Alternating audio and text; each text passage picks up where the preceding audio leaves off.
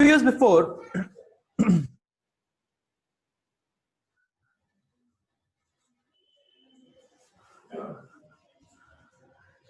there was a very interesting research result by the famous biologist E.O. Wilson. Dr. Wilson was researching into the ecological cycle, the contribution of the various species to the ecology, and very interestingly, Dr. Wilson concluded that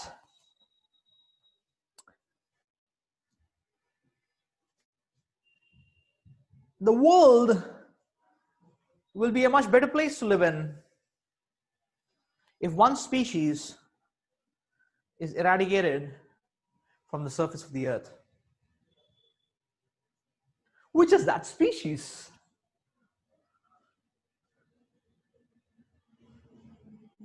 Dr. Wilson's conclusion: the human species. Dr. Wilson found out has a particular tangible positive contribution to the ecology, except this one species, the human species. So now this may be alarming, because right from our childhood we have been hearing that humans are the acme of the evolution, the most evolved of all the species, the human species, the most elite, the most evolved, the most intelligent. Now, just like if we have a classroom, then now in the classroom, if the teacher is teaching, then we would expect those students who are very bright, who are 9-pointers, who are very good in studies, we would expect that in the classroom they would be having the maximum contribution. Now, if we happen to see a classroom and the bright students are sitting very dull, and others are looking and others are looking enthusiastic, I mean, that's not that's a rare phenomena. The question will come: what's happening? So now when we understand that, okay, human species is the most evolved, the most intelligent species, then where is the contribution of human species on a universal scale, on the ecological scale? On the ecological scale. So is it that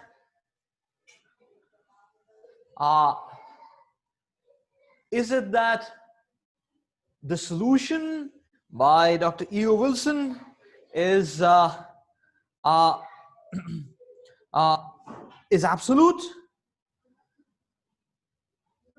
a certain plane, whereas on a different plane the scene may be different? So the question which we want to delve into is that on which plane and which domain are humans supposed to act so that their contribution is meaningful? So that their contribution is meaningful. And with this, we also raise the aspect that, yes, what exactly is the differentiating factor when we say that we are more evolved, we are more intelligent?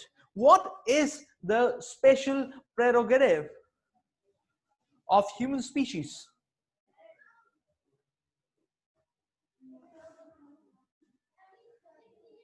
To understand that,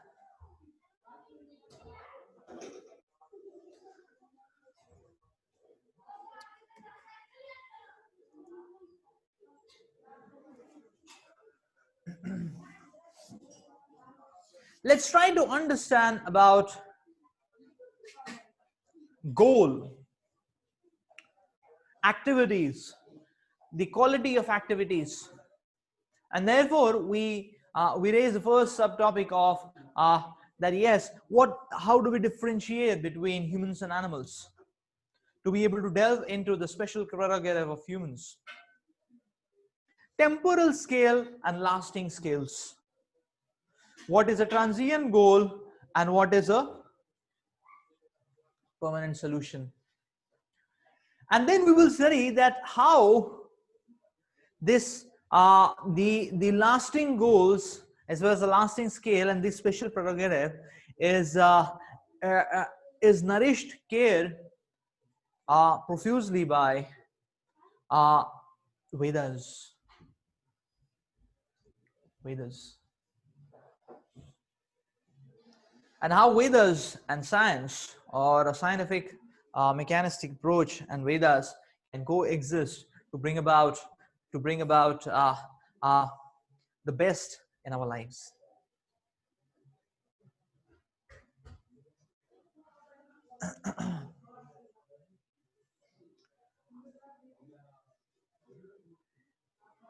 Now let's try to delve into activities. Now, if you try to understand, people are doing varieties of a plethora of activities. And now, if we try to pinpoint that what is it that people, what is the aim of doing all these activities? Why people want to do so many various kinds of activities? What do they want from those activities? So, if we try to take the the common factor or the common goal, the underlying subtlest common goal behind any activity, we can see that one word, why people do any kind of activities, what they are doing is that one word is happiness.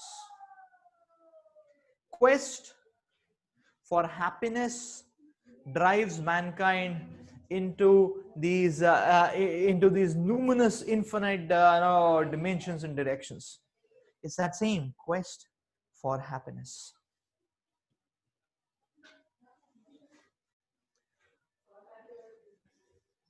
So now if we try to let's try to walk over the various kinds of activities which people do. Now we are trying to now take a modeling approach and analysis of what kind of activities people do to be able to get happiness or to be able to drive happiness or for the search for happiness, for the attainment of happiness. Which all types of activities people do? Sports, uh, drugs, intoxications,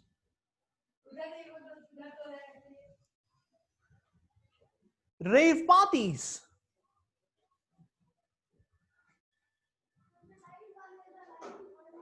adventure sports,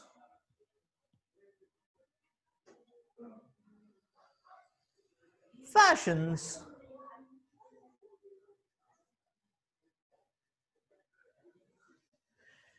so if we just look back, the common factors in all of them, whether it is sports or parties or fashions or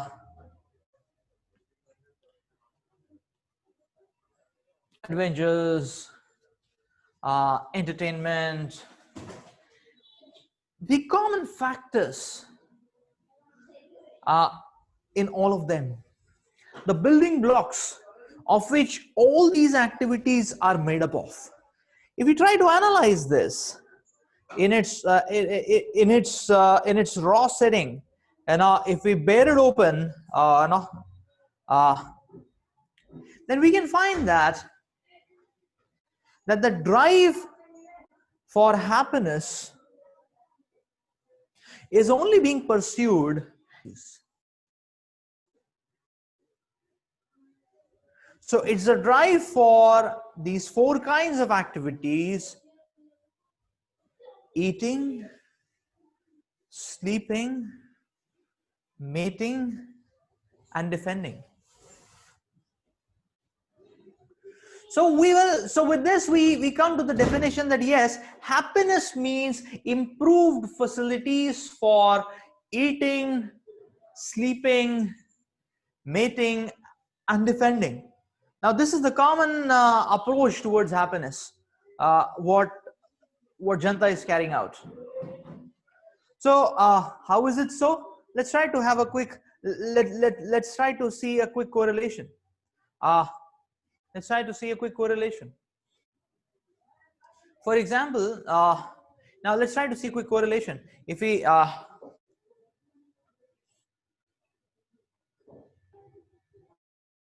so now if you talk about rave parties, to do what? So people go to parties for parties for for eating. That's one thing. To show off, to show that they're very smart, they're very handsome, they're very beautiful, and all that. But what is that drive for? In its bare setting, the drive is a drive for showing off oneself. To win over, say, girlfriends or something like that. That drive comes in the category of meeting. So in this way, intoxication is all about, comes in the category of eating. Sports. Now, if you talk about sports, now people play sports for various reasons. Some people play sports for say, people play sports for, say, fun, so they want to get refreshed. But refreshed to do what? You want to get refreshed to do what? The same thing: eating, sleeping, mating, and defending. And the other reason some people do sports for having a very muscular body and all that, to show that, okay, you're very muscular and handsome and all. For what purpose? That comes for that is the drive for meeting. The drive for meeting. And sports is also used sometimes as as a means to show your national integrity. So sometimes India Pakistan cricket tournament, and the sports is sometimes a question of national pride. So now that drive is the drive for defense, nothing else. So similarly, adventure sports. So adventure sports is also showing off game, which is the drive for meeting. And fashions. Understand that these four activities, eating, sleeping, mating, and defending, become the common factor, building blocks, which is what is driving mankind into various directions. In whatever avenues people look for, it is the same four drives which one is trying to look for, because the understanding which is commonly there is that, okay, these four aspects, if we get improved facilities for that, that's what can lead us to happiness. So now we may say, okay, understood, what's wrong in this? So improve facilities for eating, sleeping, mating, defending. So now if we try to see with this scenario, modern day scenario, now the question which comes is that if it comes to eating, sleeping, mating, and defending, animals can also do that. So how are we better?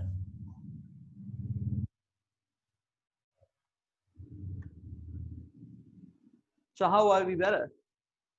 So in fact, now if you try to understand, we can see that now we can say, okay, no, our drives for eating, sleeping, mating, defending are quite polished and quite sleek.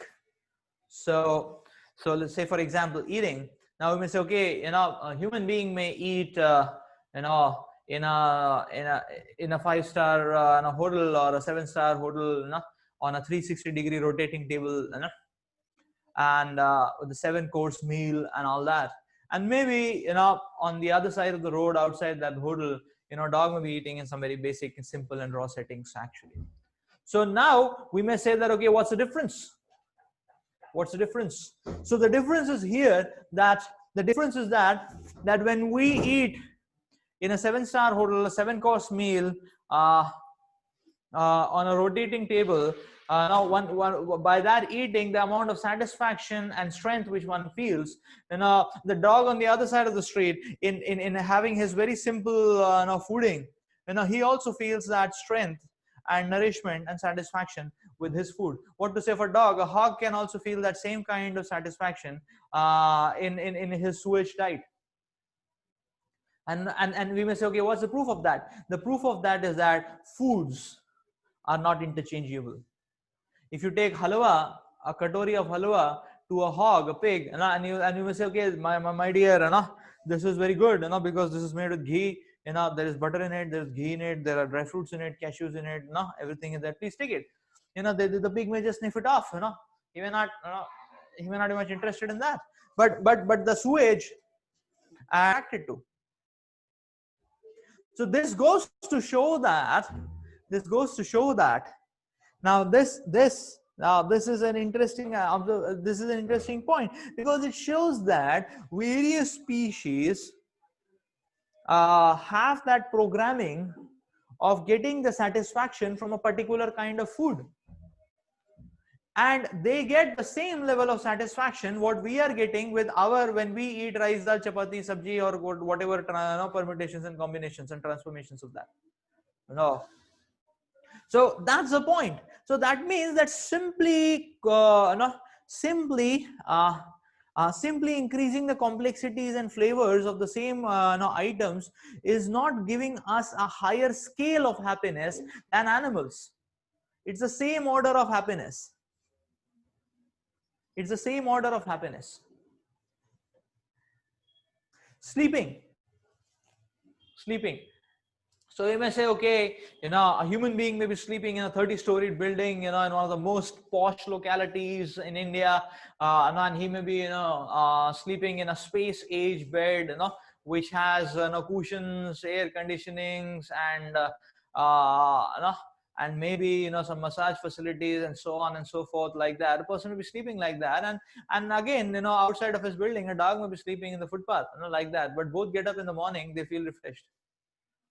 That's the whole point. Sometimes, people are sleeping in luxury cozy cushions and still they don't get sleep, like that, and they have to take sleeping pills to be able to make it. So the point is that the amount of happiness which is being experienced is the same. So complexity is not increasing the amount of happiness.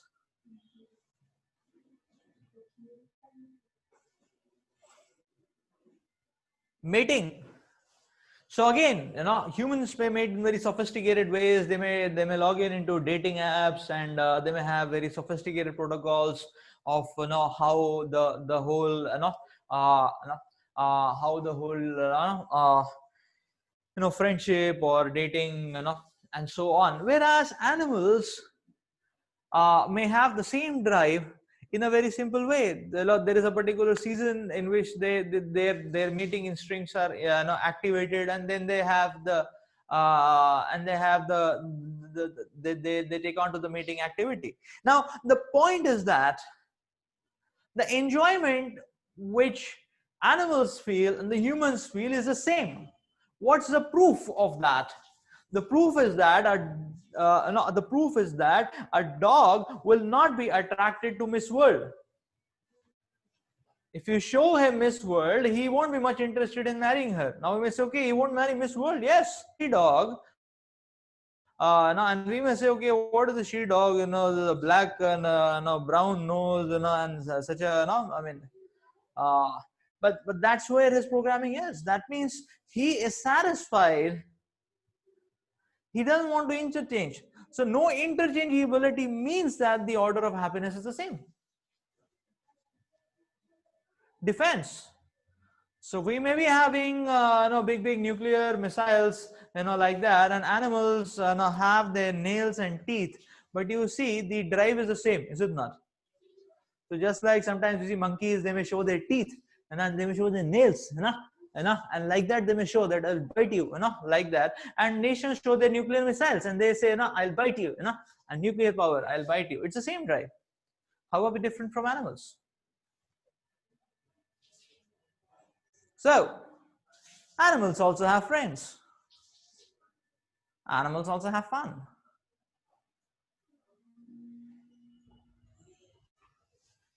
Animals also have a family life. So the question comes here is that yes, animals also find happiness in eating, sleeping, mating, and defending.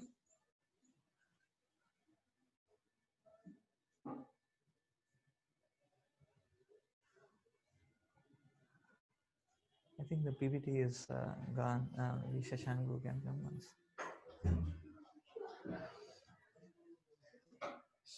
So now comes the next point, which says that that now it's the story doesn't stop here. The story goes on. Why the story goes on is because in fact, if you talk about eating, sleeping, mating, and defending, animals can do these better than. To study the various species, we can find out that each of these animal species have a certain quality which is superlative, which is they are endowed with. God has gifted them with that quality, and they have that skill in a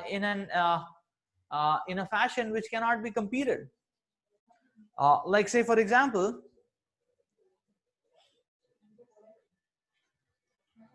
now if you say for example, if we talk about eating, say, now can we compare with an elephant when it comes to eating? And an elephant, a baby elephant can eat in the order of quintals, is it not? Sometimes people do this banana eating competition. The highest person can eat some 40 bananas. But if you bring a baby elephant, at least the baby, small, cute little baby elephant. So similarly, now if we try to study the animal species, each of these species have a particular speciality, which helps them doing these drives of eating, sleeping, mating, defending, some or the other drive in a much powerful fashion, and we just cannot compete. Like say for example, eagle. Eagle has such telescopic vision. So but yes, what is that vision used for? That telescopic vision is used for eating, sleeping, mating, defending. I mean, it is used for eating, is it not? It's used for eating, actually. So to find the prey, is it not? So similarly, can we compete with the dog when it comes to olfactory senses? Cannot. Say for example, sleeping. Now the question is that a polar bear now sleeps or hibernates 9 months a year. Can we imitate that? At max, we have seen in KGP hostels, people they slept a day and they woke up the day after. The guy slept at 5 p.m. today, and day after tomorrow, he got up at 11 a.m. I mean, that's a maximum what we can have a stunt. So similarly, there are certain birds like pigeons who can mate a dozen times in 1 hour, actually. So in this way, we can try to understand that that when it comes to eating, sleeping, mating, defending, animals can do it better than us. In fact, if you want to pinpoint that, okay, what is that one point speciality in human species, it is going to be very difficult. Humans में क्या special है? So again, no, elephant can eat a lot. What can human do? Now somebody may say, okay, humans are rational, but animals are also rational. It's not that animals are not rational. Animals also have intelligence. They also have rationality. How do you understand? Like say for example, a master has come to his home, then a dog may come wagging his tail, and the dog may come, and he is wagging his tail and all, and the master is not in good mood. The master says, "Hut." Immediately the dog becomes very silent, and he goes and he sits in a corner because he understands this fellow is not in good mood. If I linger around a lot, I may get some tight one. So better, let him cool down. I will see him later. I'll see him later. So that much intelligence the dog also has. So sometimes in a home you see, a cat is very much not tuned into the pot of milk actually in the kitchen. But till the time the mother is there in the kitchen, the cat will not be coming. The cat will be doing parikrama. But as soon as the mother goes out, with nobody in the kitchen, the cat will pounce and start drinking the milk. Is it not? So they have intelligence. There is rationality in animals also. So then this goes to say that, okay, animals are better than humans. Yes. If it comes to eating, sleeping, mating, defending, animals are better than humans. And this is in agreement with Dr. E.O. Wilson's research, because the research is on the material plane. So therefore, material plane means eating, sleeping, mating, and defending. And that's why you can say that yes, animals are better than humans. Now let's take it a step further also. In fact, the matter of the fact is that when it comes to eating, sleeping, mating, and defending, not only animals are better, but the point is that if humans resort to eating, sleeping, mating, defending, what to say of getting happiness? They suffer more than animals. More than animals. How to understand this? Now the question is, okay, which is that one species in the entire ecology which commits suicide? So is there any other species which commit suicide other than humans? That's the point. And even among humans, and now if you try to understand, if you try to analyze statistically, what is the age group, the maximum age group of people in the human species who commit suicide? It's the youth. When people have the maximum strength in their body, the maximum mind power, the maximum power of their senses, that's the time they commit suicide, is it not? So this is the point, that all this strength, this this sensory power, this physical power, this mental power, the willpower, the determination, all that is not meant to be channelized on the platform of eating, sleeping, mating, and defending. If that is done, then what to say of we being better than animals? We suffer much more than animals. Let's take a simple case study, very simple case study, which we might have observed many times as well. So now suppose in the locality on the road, there is there is a young enthusiastic a dog, and he comes across a pretty looking she dog, and he tries to win the favors of the she dog, and some romantic episodes start. Now the romantic episodes start, and then now in between comes the entry of a more stout, a more ferocious, a more bold and dashing and dominating he dog, and he wins the favor of the she dog and takes her away, and our poor the former young dog, he's left alone, is it not? His partner broke up with him. So now the poor fellow, he's left alone. What is he going to do? What is he going to do? So it doesn't appear to be much bigger problem, because what this poor young dog is going to do is that is going to go to other street and find out some other pretty young little, some other pretty she dog. That's all. Is it not? Now, let's map this case study to humans. So we can say, okay, that now in an engineering college there is a young enthusiastic boy, and he happens to come across a pretty young, pretty beautiful young girl, and then some romantic episodes start, and in between comes a more charismatic, a more handsome, a more dashing, a more bold boy, and he wins the favors of the girl, and our former boy is left behind. What is he going to do? Now the problem is not that simple, is it not? Now, if we try to see statistics of what this young boy is going to do, is statistically we have seen people doing suicides.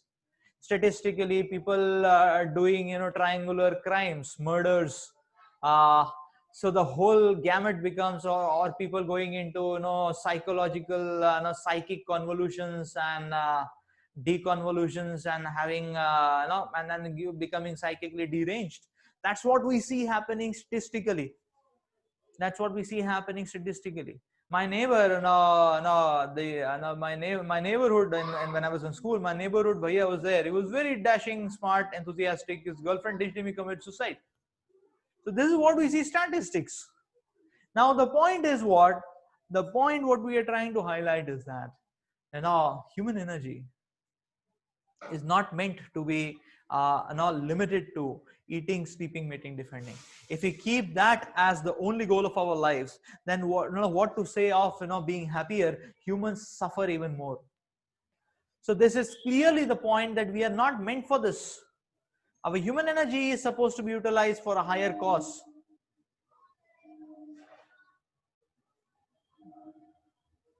Now we may say, I mean, that's all right. But then, what about the material advancement? Technology is very advanced. It looks good. I mean, now if you're roaming around, in the early evening or early night or late evening hours, in Sydney, you really feel chill sensation. Or you're roaming around in New York City, you really feel a chill sensation. We can say that yes, material advancement, technological advancements has brought us up or evolved us to what state? Let's try to touch upon it. So no doubt about the fact that today we have skyscraper buildings, but the only problem is that people jump from the top floor and commit suicide. No doubt about the fact that we have luxurious houses. Only problem is that people are sitting inside the houses and they are not getting sleep, or they're so much stressed out that they have to take psychological pills or psychiatric pills to calm them down, tone them down.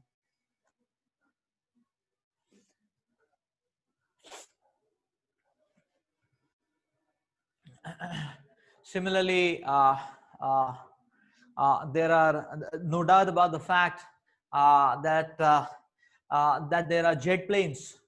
There are jet planes, and now the speed of life. I mean, the speed of walking is improved. I mean, it's high speed vehicles, high speed lifestyle.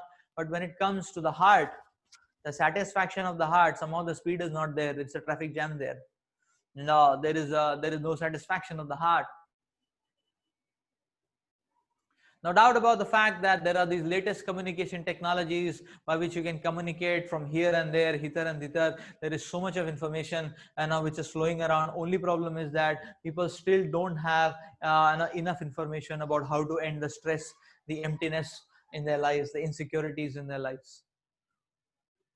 So this conclusively brings about the point that now this technology is adding sophistication, but technology is not improving the quality of lives.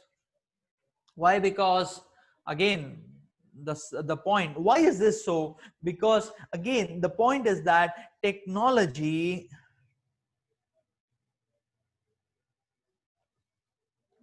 is also completely focused on these four base drives of eating, sleeping, mating, and defending.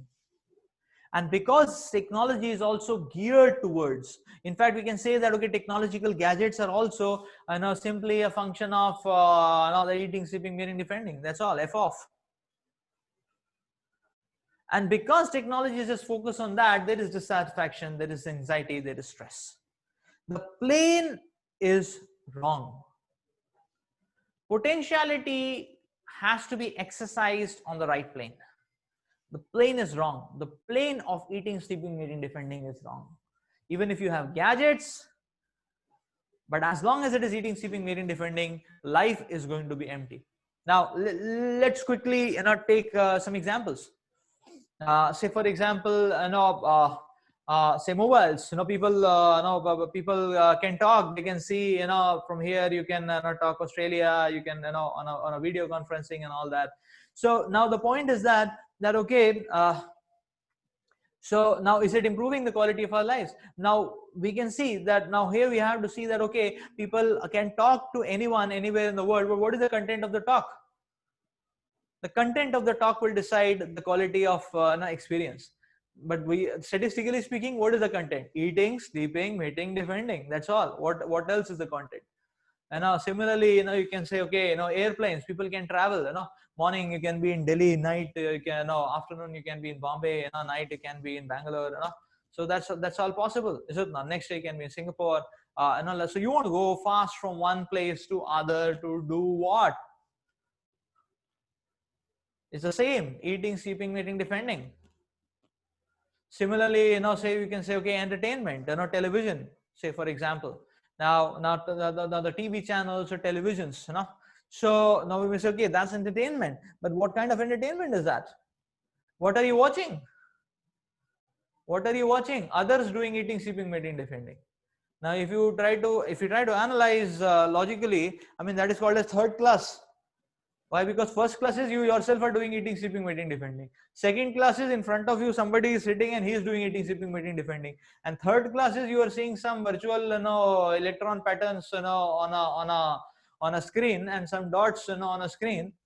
And it's third class, eating, sleeping, mating, defending. It's not even proper eating, sleeping, mating, defending. That's the whole point.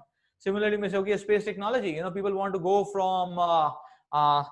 from one planet to the other planet to do what? Already because of our uncontrolled eating, sleeping, mating, defending drives, we have spoiled Mother Earth. Now we want to go and spoil and contaminate some other planet. That's all space technology is all about. So in this way, we can see conclusively that we are not becoming any better than animals. We are just becoming sophisticated animals. That's all. A deluxe edition of sophisticated animals.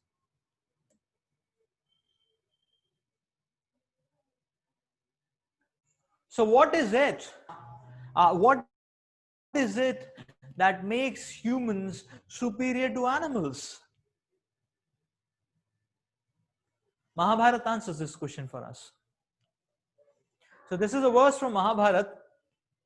Ahara nidra bhayamaithunam cha samanyameta pashubhi naranam dharmo hitesham adhiko vishesho dharme nahina pashubhi samana.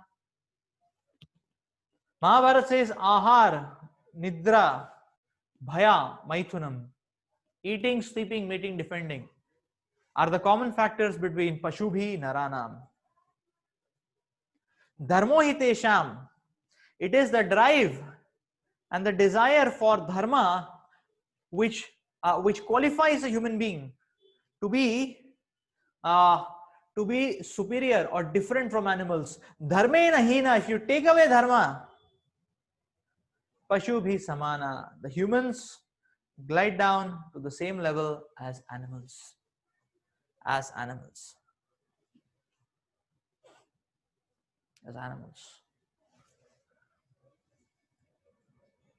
So now we can try to understand.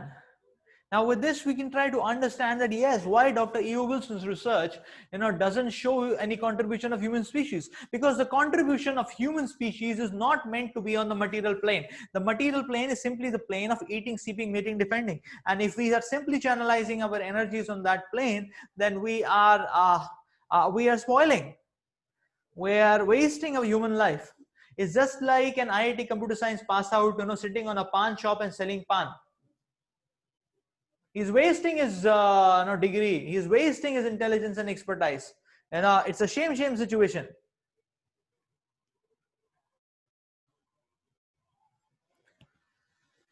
So yes, an animal can inquire about eating, sleeping, mating, defending, whereas a human being can inquire about life, about death, about beyond life and death, about God. So human beings have higher intelligence because it is only human beings who can question that why am I suffering? Who can try to probe into what is the cause of suffering? Who can try to understand and inquire about the purpose of life, to harmonize our life with God and nature. Animals cannot do that. Animals work on instincts. They are programmed. The only person who can come out of the programming, yes, we can say that yes, we also have drives, capacity to get out of it. You see, even if like we have proof, people get addicted, say for example, to intoxication or So, but then, there are, if a person really wants, he can come out of it. And there are de-addiction groups, that one can come out of those addictions. That means that there is a pull in humans also towards, the conditionings, towards the drives, for eating, sleeping, meaning different. But if we want, we can get out of that. That means that in human species, we have the opportunity to resolve uh, the whole the whole plane of suffering by channelizing our heart, our thoughts and vision, more and more in the spiritual direction, in the spiritual dimensionality. A human being can obtain higher intelligence. So therefore we will see now human species is a species of a choice. It's no, so in human life one is on a crossroad. So if one makes proper inquiries, spiritual inquiries, then one can be promoted to a higher life, the spiritual plane. If not, one can glide down to lower life forms of animals. So now if we try to see, we can understand that yes, human beings can develop the reasoning power to ask the following questions. And these questions are about, these questions are very important in our lives. Why am I suffering? That's first. What is the goal of my life? That's second.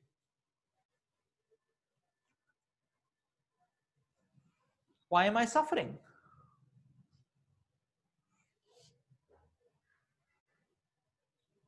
So now we'll see. Now, when we talk about suffering, now there are two types of sufferings. One is relative suffering.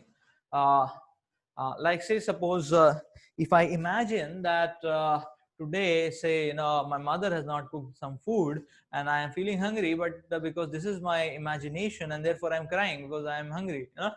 Then that is a real, and I mean that's not an absolute suffering. That's not a real suffering. No, like that. But uh, but a suffering, that's not a real suffering. It's so there are imaginary sufferings, there are relative sufferings, and there are universal sufferings. So now if you say, if you try to find out that what are the problems which the humanity in totality is facing, is it not? So like say for example, a person gets disease, he goes to a doctor. So it's a suffering for the patient, but it's a festival for the doctor, is it not?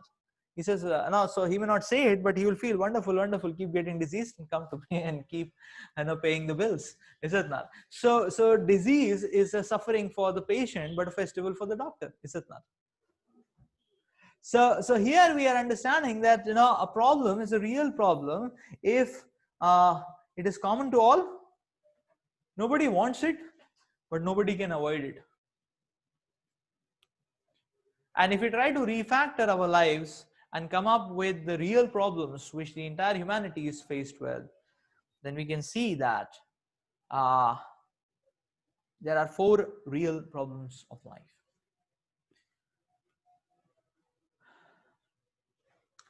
We may want to remain young forever, but very soon we start growing old and our bodies start becoming weak and frail. Old age is a real problem of life.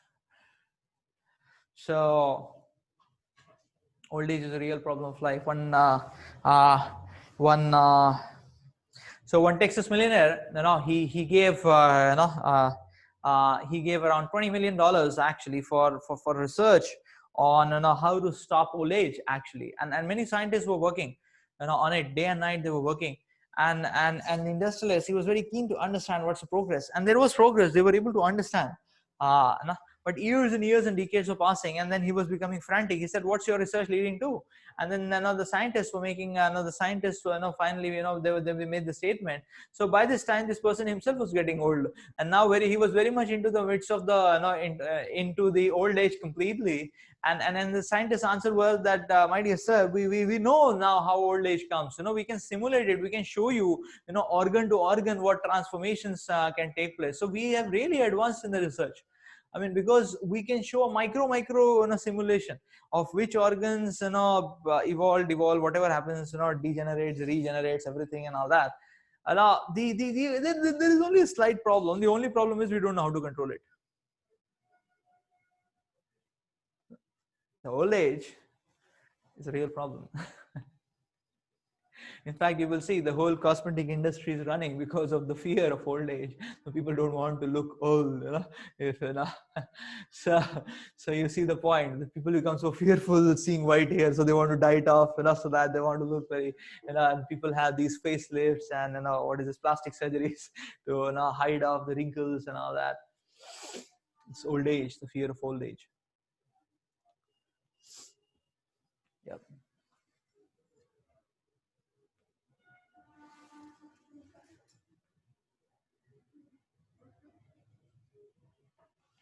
Yeah, therefore people carry, you know, they keep photographs so that they can carry sweet memories, you know, of how, you know, handsome they used to look like, you know, and how rocking they used to be, and so on and so forth.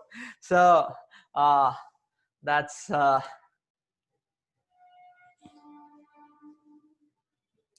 we want to remain healthy, but time and again we encounter so many diseases. So uh, uh, diseases can completely not knock us down, knock us out actually. So disease is a real problem. Disease is a real problem. Now we may say, yes, medical science has come up with cure of so many diseases, but and the point to note is that we cannot remove disease per se. We cannot remove disease per se. Now in medical history also we can see many interesting phenomena. The interesting phenomena is one phenomena which is being observed amazingly, or you can say, you know, startling, you know, observation which is being seen, is that many diseases were eradicated from the surface of the earth, and then they are coming back again, like I believe pox. They're coming back again in a new avatar, you know, which is more powerful, more deadly avatar, and so on and so forth. So that's diseases, you know, coming back again. And then another phenomena what we are seeing is that newer and newer diseases are coming up. Now, like at some point of time, the world knew about a disease called as AIDS and SARS, and then, you know, these MERS and these COVID, and the newer and newer kind of deadly diseases coming up. So disease is a real problem. We get completely helpless at the face of it.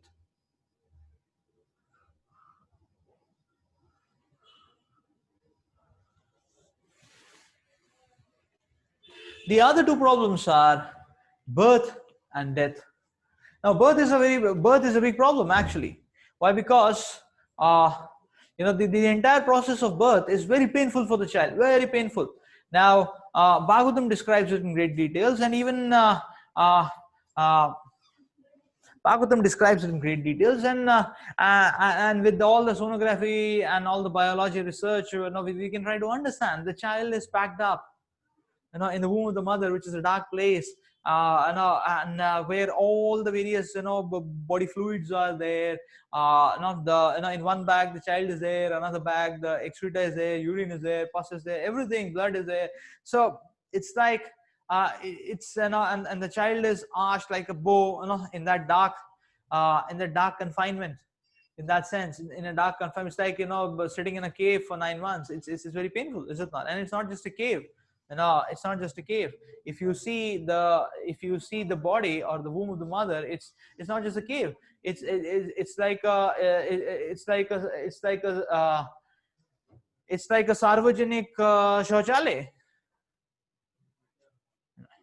because that's where everything is there. That's where you can find stool and urine and everything. So it's a painful phenomena, very painful phenomena. Similarly, death is a painful phenomena. It's a real problem, because death is a painful phenomena as well. Now, nobody wants to die, but nobody can avoid it. So Walt Disney spent millions of dollars. I mean, he gave in his whole empire, you know, millions of dollars. You know, he kept for the research. He kept for the research.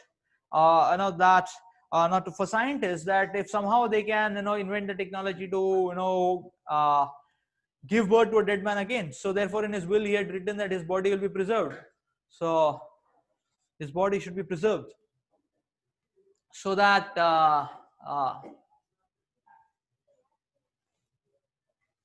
fear of death, how so that's where if we try to analyze lives because of these real problems, and now our existence is completely in fear.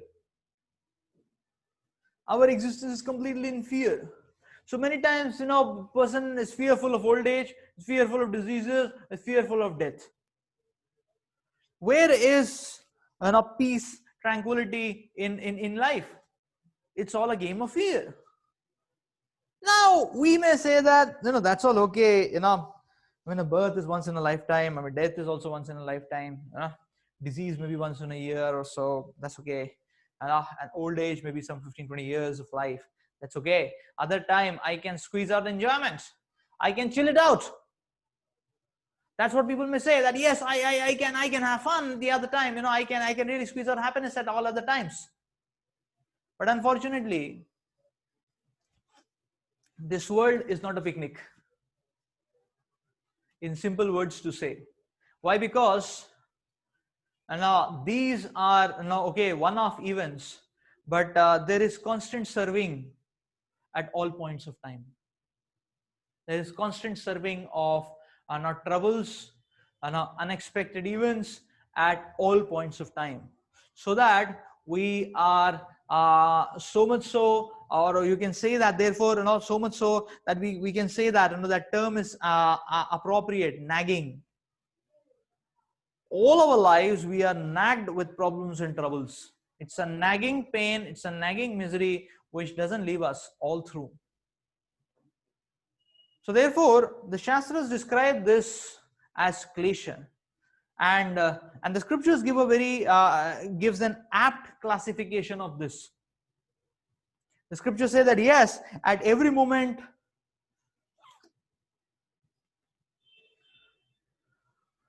of our lives we are racked with these three problems, or these three kleshas. With these three kleshas, the okay, yeah, no, that's okay. With these three kleshas. So the three kleshas are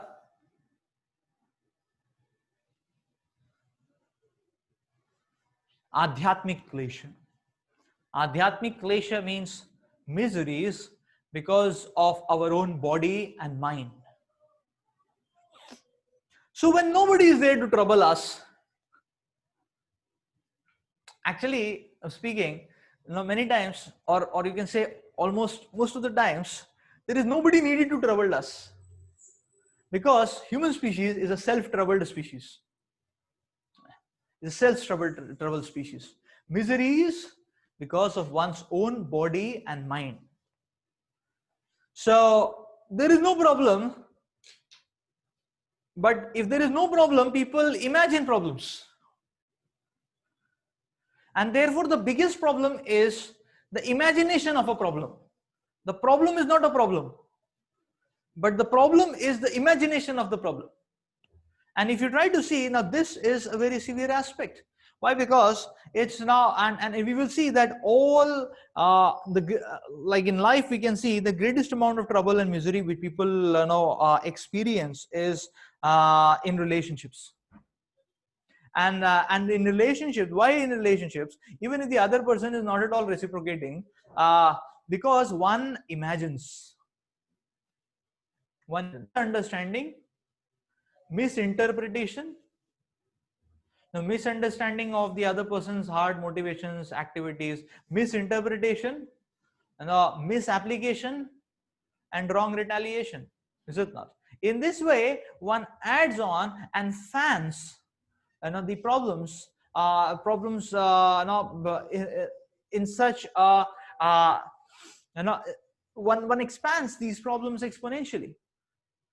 So that's Adhyatmic klesha. Therefore, we will see in today's age, people are so sullen. Their faces are so sullen. It's so difficult. It's so difficult to trust anyone. It's so difficult to. It is so difficult to not to feel really at ease anywhere. So, and our mind is completely in charge. Our mind is completely responsible for that. What to say of the mind? Even the body is tuned like that. Because again, the human body is so complex.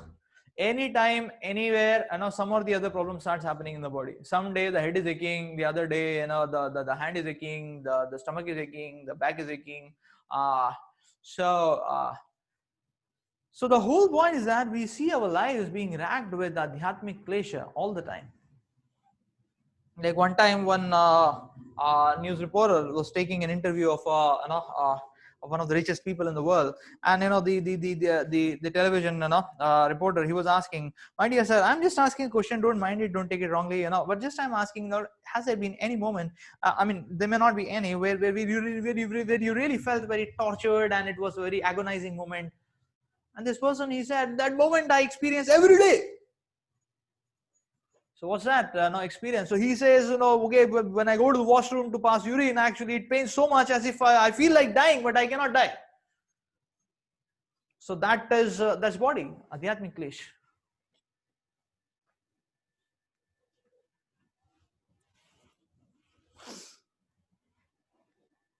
Yeah.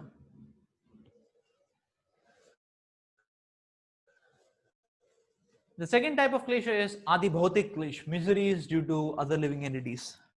So people want to make sure that if they are not happy, others should also not be. So at least that equality everybody wants to maintain. That okay, if I am not successful, I cannot allow others to be successful also. Like that. So that's the kind of adibhautik klesh. And therefore we will see leg pulling, politicking everywhere. Everywhere. So there is so much pressure. There is so much pressure. You just cannot uh, one just cannot be innocent. One cannot just be peaceful.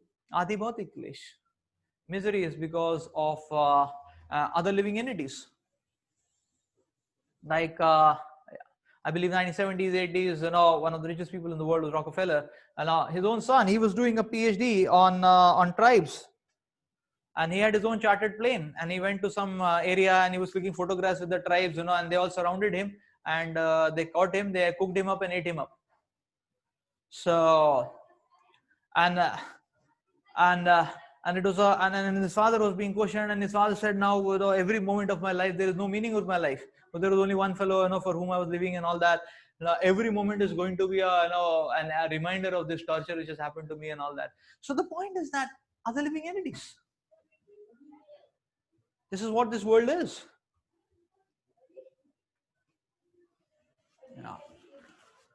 For some moments of some egoistic satisfaction, people are ready to cheat, people are ready to exploit, people are ready to murder, anything. That's the point. That's the kind of world which we are living in. And the third is adi daivik klesh. Misery due to natural disasters. So natural disasters can take a very heavy toll. When there is earthquakes and cyclones and tornadoes. Yeah, because of that Amphan, our also roof got completely this thing. It took it took half a lakh rupees to at least put to make it a little bit habitable again. It was completely blown off. So that adi daivik klesh. In this way, we can try to understand that our lives are completely packed up with suffering and miseries, and we need to acknowledge this, because if we acknowledge, we can search for a solution. The solution is not intoxication. The solution to miseries of life is not intoxication. Like sometimes we see, okay, there are some people, both the type of cases we have heard of, we might have heard of, both the type of cases we can see. There are some people when they get a very strong misery in their lives, which befalls in their lives, and because of that, either they become they become lunatic, or some of them become hardcore drug addicts, and in that way, or some of them become so hardened up that they themselves become exploitators and so on. That's one kind of people. There are other kind of people, when they get misery in their lives, then they take shelter of a higher principle and a higher goal. That, okay, let's not try to live simply a sensual life based on eating, sleeping, mating, defending. Let's try to live a little more meaningful life, which is based on certain principles. Now, whether those principles are principles of humanity, or or we can say, okay, or even more higher and broader and more evolved, the principles of spirituality. That's the point. So now there was an interesting question that, okay, that can taking shelter of the Vedas solve these problems of life? The simple one word answer to this is yes. Taking shelter of the knowledge of the Vedas can solve these problems of life. And on various levels we can see this. The first level is Vedas are Vedas are telling us what our potentiality is and which direction it has to be utilized. So the problem, so the problem is there. Now, till now, when we discussed about the 4 real problems and the 3 kleshas, we are describing the problem. But bigger than the problem is the tendency to cling on to the problem. And what is this tendency to cling on to the problem? So as long as our mindsets are simply simply absorbed in the eating, sleeping, mating, defending, sensual, materialistic drive, then our problems are only going to escalate. Our problems are going to expand exponentially. That's what is going to happen. No solution is going to come up. To bring about a solution, we need to change the quality of our lives. And the quality of our lives changes when we change the quality of our hearts. And that changes when we imbibe the scriptures in our life. When we salute God and invite God, to take a seat in our hearts. But then we understand that the goal of our lives is to follow the instructions of God. Then we understand that the matrix of life is not to run on drives and run on drives of humility, genuine service attitude, compassion. That's what we will understand. And when that happens, then we transport ourselves to a higher plane where all these sensual vibrations will not affect us. They may still exist, but they won't affect us. Just like if one is in a plane and parallelly in the ocean there is a tornado, it won't affect you. It may exist but won't affect, because you have taken your consciousness to a higher level. You are taken, now you are at 36,000 feet above the sea level. So even if there is a tornado, that big a problem, it is still not big because your consciousness has gone even bigger. That's what happens when we take shelter of God. So this is the gift which the Vedas are offering us.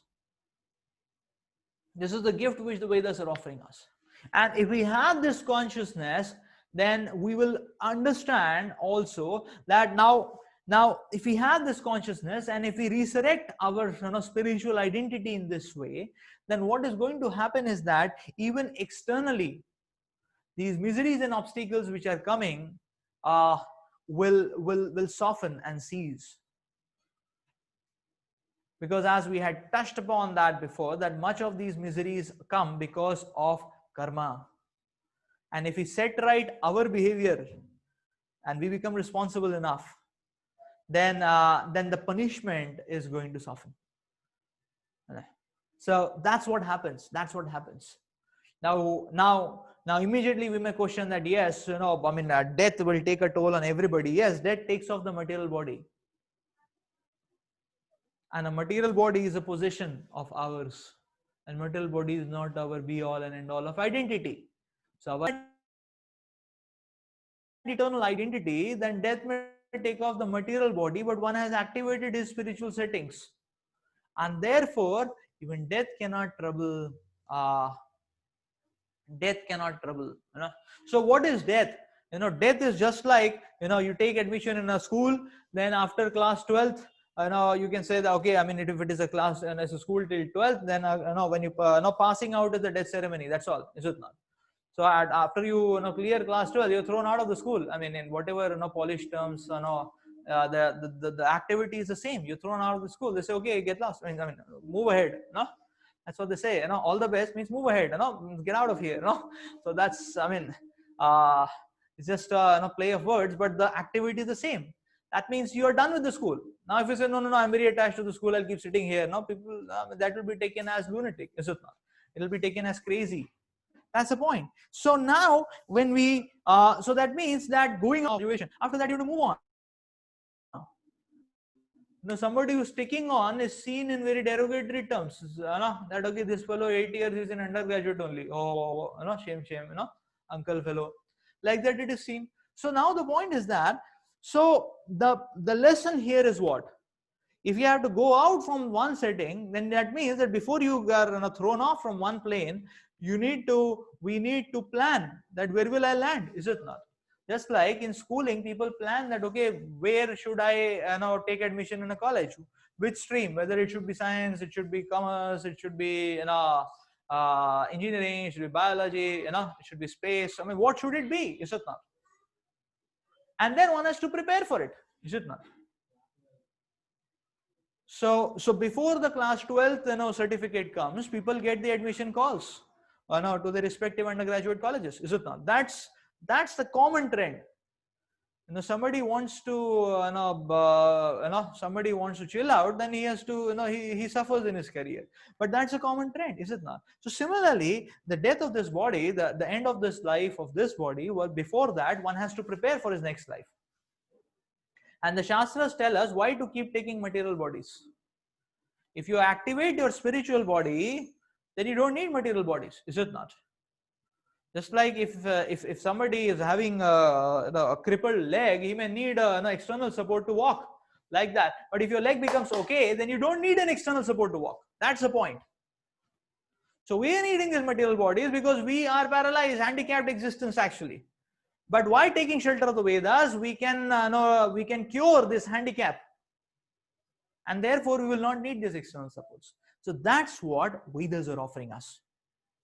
That's what Vedas are offering us. Now we may say, okay, you see, the point is this, that science also tries to offer solution towards this direction only.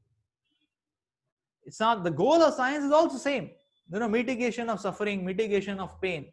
But we see that the whole approach of mechanistic science is not able to come to that objective, because mechanistic science is all simply revolving in the plane of eating, sleeping, marrying, defending, is it not? So that's a loophole, is it not? So we may have latest technology at our disposal, very sleek labs and the latest technology at our disposal, but they're not able to help us out. Rather we can see, okay, now from our grandfather and grandmother, we can understand that people used to have a more healthier index of life 100 years before. People used to be more healthy. People used to be more healthy, and lifespan used to be more. Now, I mean, it is rare if somebody crosses 85. I mean, at 70 only, by all means, one should assume that ho gaya time, any time, is it not? So what to say of that? What to say of that? Some people leave the body in 50. Now, I'm not joking, No. My bua, she went to Singapore, she came back, she fell ill, she died. She was 50. So shocking, is it not? She went to Singapore for a picnic. I mean, she came back, she fell ill, she was in the hospital in Delhi, and she died. It's so shocking. So that is the point, 50. So whereas I remember when I was a small child, I would see there were many, uncles, I mean, dadajis or something, they would be 93, 94, 98, and I had seen such people. Nowadays, it's very rare. Nowadays, it's very rare.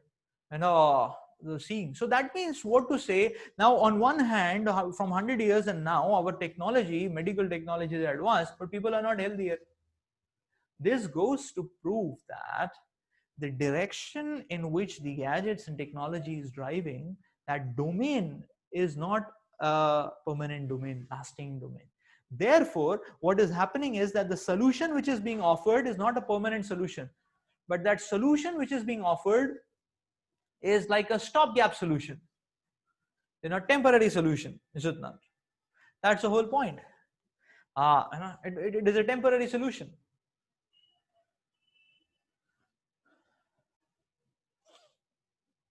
The solution which is being offered is a temporary solution, stopgap solution. Now, patch up solution. Like, say for example, old age. Now, if you say, okay, what is the solution for old age? They say, okay, if you're old age, you can dye your hair, and if you're old age, you can do plastic surgery, the wrinkles will go off and all that. But that's all about it. What else? So, but this is simply external. This is not solving the problem. The problem is this material body. We have to prepare that we don't get caught up in the material body again. That's the problem, is it not? Not a patch up. Not a patch up, makeshift, is it not? And so it's like that. So the bodily deficiencies can be surpassed by the beauty of one's activity. Like people, they feel that they should completely focus on their body, the drive of the body, and people feel, okay, I am not looking beautiful enough, and so on. So bodily beauty or deficiency in beauty is not of much use, because it is transient. The activity should be beautiful. Is it not? There are so many people with so the activity should be beautiful, and people who have made their activities beautiful and whose hearts so beautiful are remembered even after ages. That's the point. That's the point. And for that, we need the directions of Vedas. Just like a traveler needs a compass, which can give him the directions where to go, where not to go. Similarly, the Vedas are giving us directions where to go, where not to go. So now, the next slide is talking about that, yes, the problems of life are existing for everyone. Many times people feel with money, I can solve the problems. If I have name, fame, if I have prestige, if I am really somebody, who is an influencer, who is having some millions of followers, then I can solve the problems of my life. But the facts and statistics show that no matter who one is, the problems of life are universal. And the example here is given of the world heavyweight boxing champion Muhammad Ali. So Muhammad Ali had a very famous slogan. He was the invincible heavyweight boxing champion who was at the top of the world for good long years, and he had a slogan, and his slogan that I fly like a butterfly, I sting like the bee, I am the greatest. That would be his slogan, key slogan. Always he would recite that. So then he was on the world screens, and he was undefeatable. And all of a sudden, from being at the top of the world, he went out of the world. Nobody was able to see Muhammad Ali. Where is he? What happened to him? Where is he gone? And after a good long years, after a decade or so, he was seen in the starting ceremony. In the commencement ceremony of the Olympics, and he was given the guest of honor position to be at the torchlight for the commencement of the Olympics. And here was he, Muhammad Ali, and he needed two people's help to help him lift the torchlight, because he became the victim of Parkinson's disease, in which one cannot pick up a cup of coffee. What to say of the mashal. So then that evening, the reporters went to him, and one of the reporters asked him a question. And one of the reporters were questioning him that, Muhammad Ali, you used to say that you are the greatest. Now what do you say? And Muhammad Ali, these words were on record. Muhammad Ali, in front of all the press release, he was making the point. He said, okay, I say now, I am the greatest fool. That's what he said. Because so yes, because so he was making the point that all his life he used to feel that yes, this bodily strength, this fame, this prestige, now that is what is going to give him the satisfaction. But one small flick of blow of material nature, and it actually and everything finished. Is it not? That's what happens. So misery can come to everyone. Therefore, meaningful life. Rather than having a skydive, better have a meaningful life. That's the point. That's what Vedas are teaching us.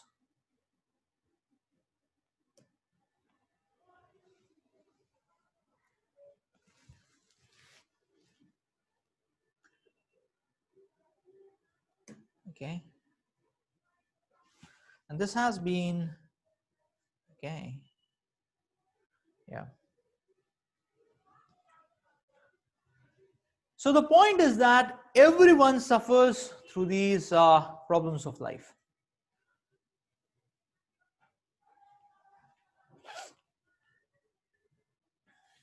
Now here what you are seeing is the solutions which are being given by the modern day mechanistic scientific advancement. You can see painkillers, and you can see antidepressants, and you can see actually modern quick way in the slide. I mean, they have their own they have their own problems associated with that. So there is advancement of technology, but it is not able to put a full stop to suffering in life.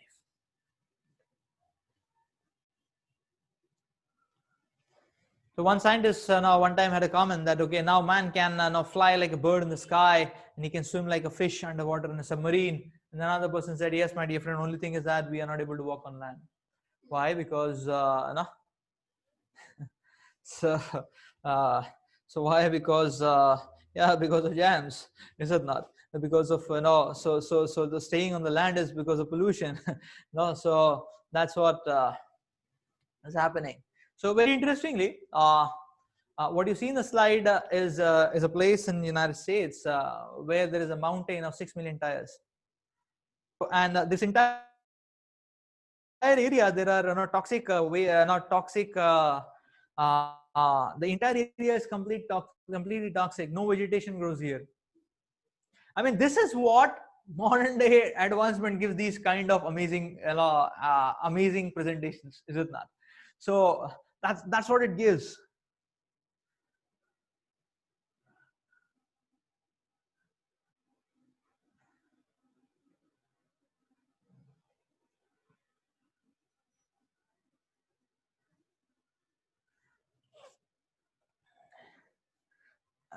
So that's what it is. So now, okay, this is where we are on the slideshow. So now we can see, okay, science has invented bombs which can blast and put the living bodies into pieces, but they cannot create life, is it not? See, people are anyways dying. If you make a technology which can speed up people's dying, I mean, what is the greatness in that? Is it not? The greatness is in creating. The greatness is there's no greatness in that. So as long as we keep hovering on the material plane, there is no solution. It's only a temporary patch up solution, that's all. Yeah, like we can see in the slide here, the problem is simply being solved in a patch up, pain relief, that's all. So it's okay, breathlessness, then you take a ventilator, you take an oxygen tube, but no. So we can patch up, just like what you see in this figure. You can fool some people for some time, or some people for all the time, but you cannot no. But you cannot fool everyone for all the time. That's the whole point. The reality will be very soon exposed, as what you can see in the slide. Yeah. So superficial patch-up solutions cannot work. Science and technology cannot stop old age, and hardly has any understanding of life and death. So this is where we are making the point that we need the learning which is given in the Vedas. Because Vedas are giving us permanent solution, not patch-up solution. Patch up means what? Just like, children are playing in the drawing room, parents are not there, and all of a sudden, the mother calls and says, okay, in 10-15 minutes, the father boss is coming, everything should be speak and span. And the children are thinking everything is a mess. All plastics, papers are thrown here and there. And then all of a sudden, now they have 10 minutes. So then what they do, you cannot remove it. So they put everything in a corner and put a blanket over it. Patch up. Is it not? If you open the Pandora's blanket, all the, one can understand the kind of entropy which was existing in that place. That's the whole point. The patch up solutions are not going to work in life. So people say, okay, you are having problems, you just put a blanket over it, chill out, watch a movie, take an intoxicant. Is it not? Now go around with a girlfriend. Patch up solutions are not going to work. The state of our hearts have to be changed. That's the point. So therefore, Bhagavatam gives the analogy that we are like a fish which is out of water. So if the fish is out of water, then the fish will be suffering. It will be suffocating. Even if the fish is given bends, even if the fish is taken to a 7-star hotel, even if she is given a velvet cushion, the fish will be suffocating. Even if the fish is given an apple, I mean, not that the red apple, the the iPad, the laptop apple, is it not? That's the point. So the fish is suffocating. So somehow or the other, if the fish is out of water, what we can statistically see in the world. There are people who are poor who are suffering. There are people who are rich who are suffering also. Whatever fashions, whatever lifestyles, whatever professions, whatever settings, choices, consumer choices, and all that people are making, it is not solving the problems of life. Everyone is empty in their hearts. It is only smiling faces, crying hearts. That's all. And that goes to prove that we are out of water. So reciprocating in love with God is water for us. When our hearts is connected to God and when we want to serve God, then that is water for us. If that is not there, anything which is there has no meaning, and that keeps us suffering. And that's what we can see in the society. Is there lack of gadgets? Is there lack of consumerism in the world today? But there is lack of satisfaction and happiness in the world today. That's the point. That's the point.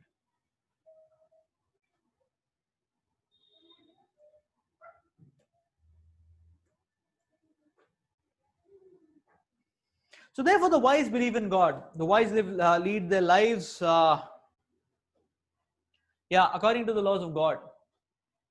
They remember the temporary nature of this world and they follow a regulated life of principles to ultimately attain God. Now here there is a question which was being asked that, okay, now people take to the process of adharma. Then how is that going to be solved? Yes, scriptures are saying. I mean, the question was that, okay, a Kalki avatar is going to come to eradicate the problems. So yes, Kalki avatar is going to come, and the Kalki avatar is scheduled 4 lakh years from now, at least. That's what the Vedas are telling us. But actually, the Lord has the Lord has His ways and help protocols and help outlets for us even now. We don't have to wait 4 lakh years for Kalki to come and set right the problems. The Lord is giving us His help outlets even now. The Lord has now is giving us scriptures like Bhagavad Gita. The Lord is Bhagavatam. The Lord is the Lord is bringing us in connection with saintly personalities. The Lord is showing us. See, any direction we look, we can try to understand that without dharma, nothing is of value. Now, one may say, okay, this dharma, spirituality, no, I speak about management. If you speak about management, go and dive into management. Management leaders talk about ethics. They say that, okay, if you have qualities like humility, you have compassion, you have team spirit, then you can achieve more. So even for material success, you need qualities like humility and sacrifice for others and feel for everyone, and keep your own egos to your pockets, don't let it out. And these are management principles. But actually, these are principles of Gita. So the point is that any direction we look into, we can see that we cannot do anything good and meaningful without the principles of dharma. And therefore, the wise understand this and they follow a God-conscious life. So, there was a question asked that, okay, among the spiritual book we should refer to, Bhagavad Gita is the first, the foundational book which we should refer to. So the foolish know that everything is temporary, but then still they are mad after short-lived pleasures. That's foolishness. So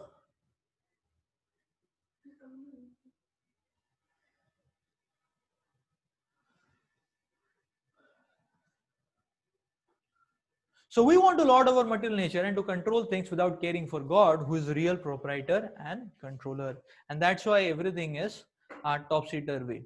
So we have to understand that life is like a journey. In a journey, now which seat, whether I'm sitting on the window seat, in between seat, is not very important.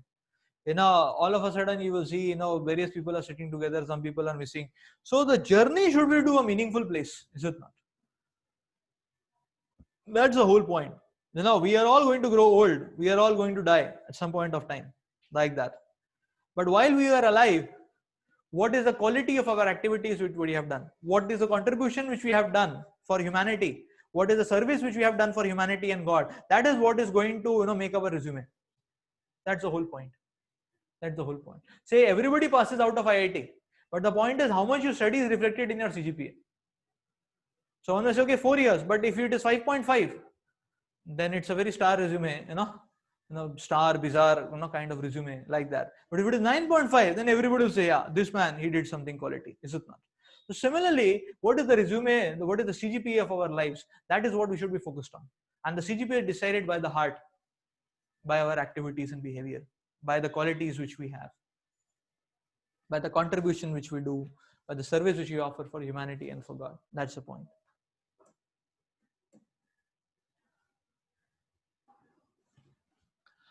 So therefore, this leads us to the point that all these problems are existing because of acting against God's laws. So God's laws are not, so God's laws are not ruthless enforcements on us. That if we don't follow, we will end up in so it's not enforced principles. God's laws are directives which help us protect ourselves from miserable states. That's the whole point, actually.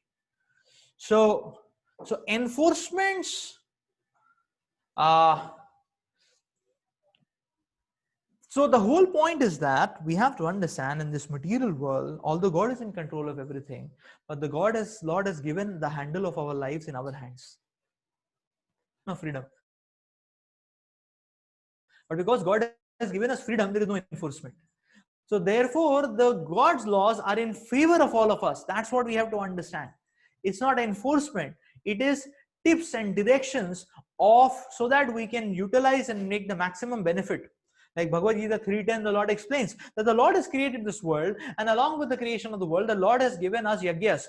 And the Lord has given us yagyas and the Lord has given us Vedas so that we can utilize them and be happy in this life and activate our eternal life as well. So we can have a complete win-win, this life also and forever also. That's what the Lord has given everything for.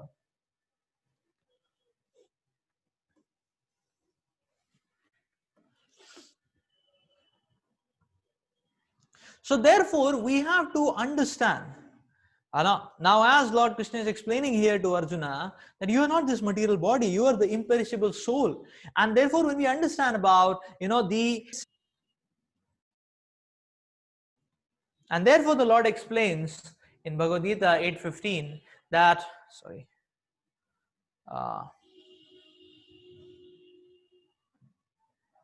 after attaining me, the great souls who yogis in devotion never return to this temporary world which is full of miseries because they have attained the highest perfection. So we can see that human body is like a vehicle. The analogy in the slide is given the comparison with a car. The car is a driver. The driver of the human body is the soul. The car is provided by the company. The human body is provided by God. So you have to, just like you have to clean the car, you have to repair it. Similarly, you have to take care of the human body. The car has a purpose going to company. Human body is a vehicle. Its purpose is to go back to God. Its purpose is not to be simply kept in a showcase. of a flat in a skyscraper building, and to show off that I am a very big software tycoon, or AI tycoon, like that. Is it a vehicle? Is it not? It's a vehicle to take us.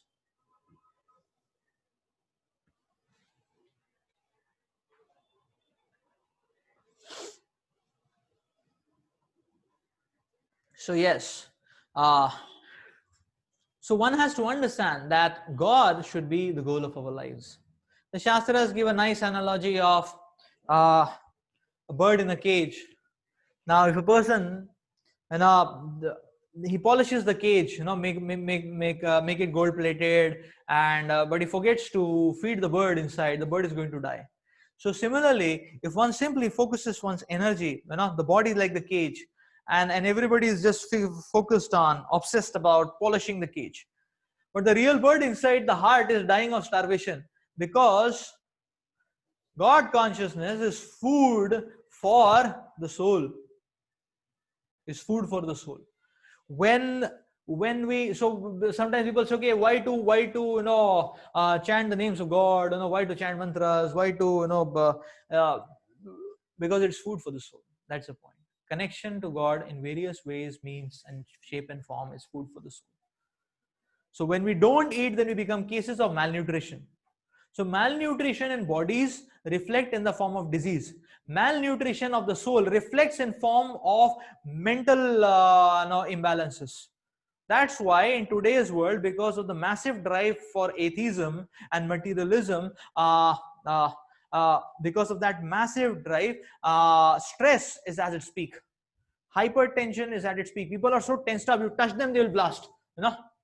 So that's the kind of state of affairs which we are in actually. Why? Because there is acute malnutrition. We are all acute malnutrition cases because we are not adequately fed. So we need to connect to God so that we can get recharged. We can get adequately fed. We are on the verge of discharge. That's the whole point.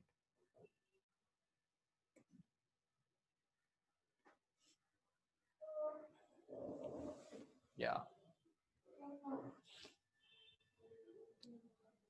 Now we'll very quickly touch upon that. Yes, now we're coming to this point that actually Vedas can actually solve. Vedas are this alternative body of knowledge which can solve these unsolvable problems of our life, which can give us a real eternal lasting light.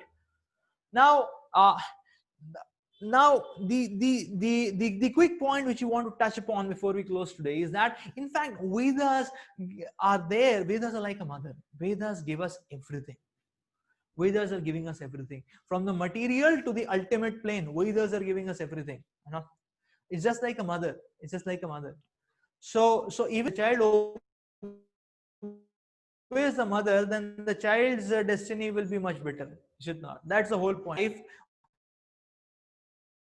Or the Vedic manuscripts, or the Vedic lifestyle is having so many gifts to offer.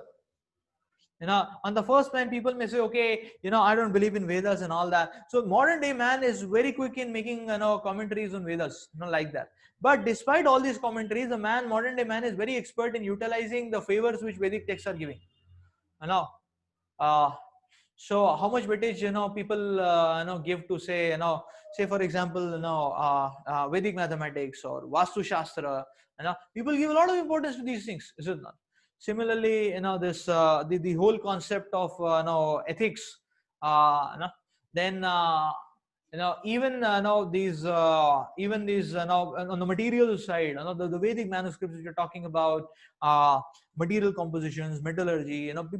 So there are these here in IIT itself, the people there, they're setting up a whole department. Takes and come out with formulas of composition. This has been going on in science. This has been going on in science, like that. So many theories are built up, understanding, diving into, scooping into these, the Vedic texts actually. So the whole point is that modern day man, the whole concept of okay, organic foodstuffs, the whole concept of, so our lifestyle is filled with gifts from Vedas. But the irony is what? So this is the ironical situation. On one hand, people say, okay, we don't want to believe in Vedas, but they want to take the benefits which Vedas are giving. Now in this, we may say that okay, this is exploitation, But actually, this is actually ignorance. Why? Because the now uh, now you can say, okay, an Ayurvedic medicine, or an Ayurvedic medicine, or a herbal product like say Miswa toothpaste is not the best gift what Vedas are offering. The best gift what Vedas are offering is they are helping us revive our identity, spiritual identity with God. That we should take.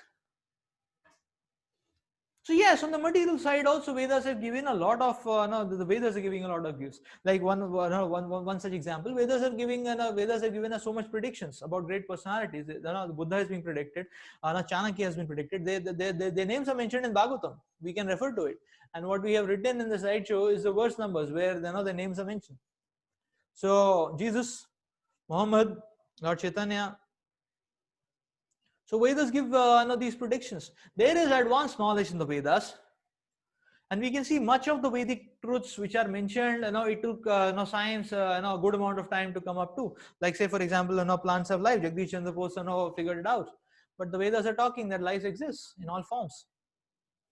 Embryology, Bhagavatam third canto, gives a vivid description. The sonography and all these, do we really understand what's happening with the child in the womb?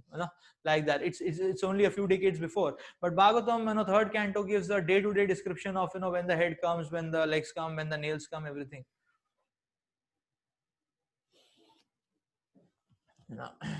So yeah, yoga, organic farming, Sanskrit, these are yeah, yoga is a buzzword for the whole world. The moment you say yoga, everybody will say, yeah, I'm interested. Uh, and so indefeasible Vedic truths. Now here it is said that just like any science is based on axioms, which just like if you talk about electrical technology, then you have to accept I, which is the square root of -1. I mean, it doesn't have any meaning, but if you use it, then you can get the results which you can validate with the experimental observations. So this is called as axiom, that which you have to accept to understand the science. Otherwise you cannot go. So similarly, Vedas now those aspects of spiritual life which we cannot understand immediately, we can accept it as axioms and move forward, is it not? The God exists, we are spirit soul. If we so many such aspects, we can accept it as axioms and move forward, and we can see the result in our own hearts. We can see the results of our own hearts. So therefore the appeal is that let's take the best offering which Vedas are giving us. That which has been the human craving for happiness, the Vedas are offering that the Vedas are offering us eternal happiness actually by awakening our spiritual identity. And all it takes for us is to sincerely dive into it. All it takes for us is to sincerely dive into it and to try it out. That yes, let me try out this alternative. So let me try out this alternative actually, and try it out sincerely, and and experience it for oneself. And experience it for oneself. And experience it for oneself actually. So therefore the Vedas are not giving us a simple makeshift. The Vedas are giving us an entire dimension in itself.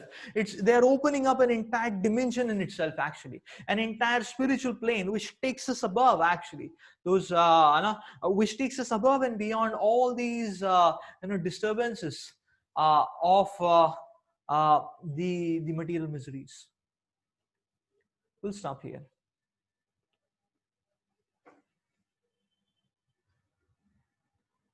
So if you have any questions, quick questions, you can write it out. We can take one or two questions.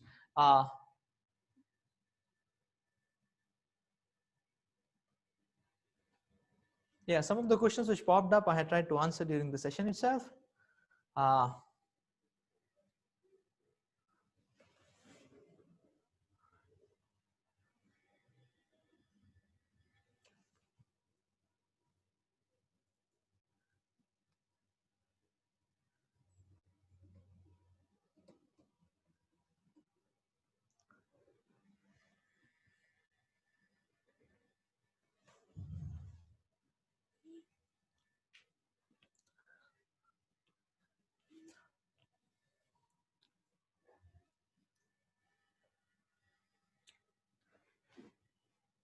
So next session, we are going to dive uh, into the first and the most important teaching with which Bhagavad Gita starts, with which or from which the ABC of spiritual life starts.